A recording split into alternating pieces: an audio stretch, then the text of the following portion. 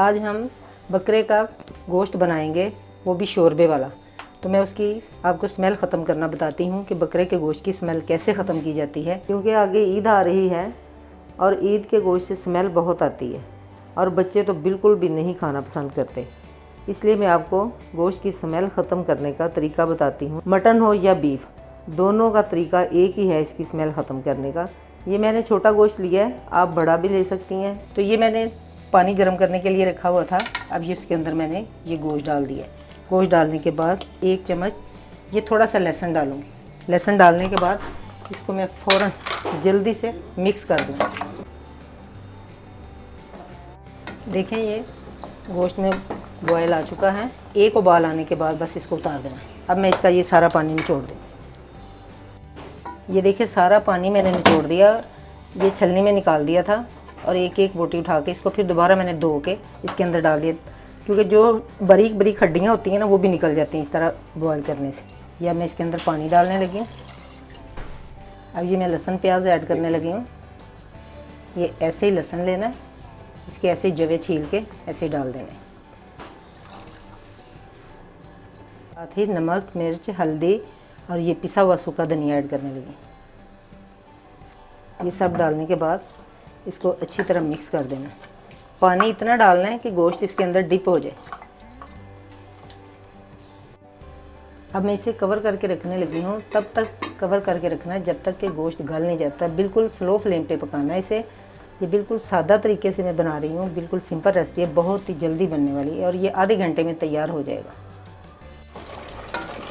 ये लहसुन प्याज सारा गल चुका है और अब इसको मैंने मैश कर दिया है। ऐसे भूनते जाना है और ये जो भी लहसुन प्याज होगा सारा इस तरह इसके अंदर गल जाएगा।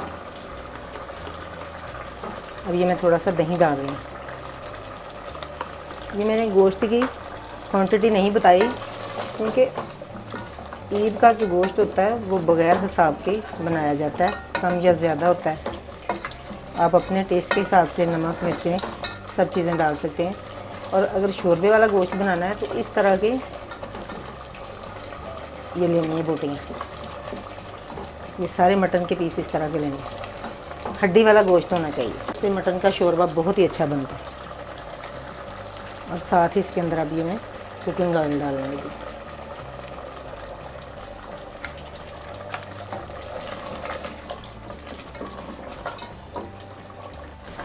इस स्टेज पे आके अब मैं इसके अंदर अदरक डाल रही हूँ। पिसा हुआ अदरक डालेंगे। अदरक थोड़ा ज़्यादा डालना है, इससे शोरबा बड़ा लज्जतदार बनता है। ये गोश्त हमारा बहुत ही अच्छी तरह भुन चुका है। देखो मसाले ने घी छोड़ना शुरू कर दिया है। अब हम इसके अंदर पानी डालते हैं।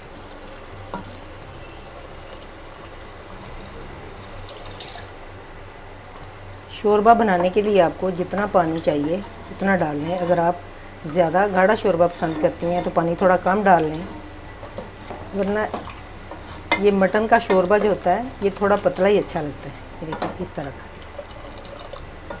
ये 2-3 सब्ज़ मिर्चें इसके अंदर डाल देंगे और साथ ही थोड़ा सा धनिया।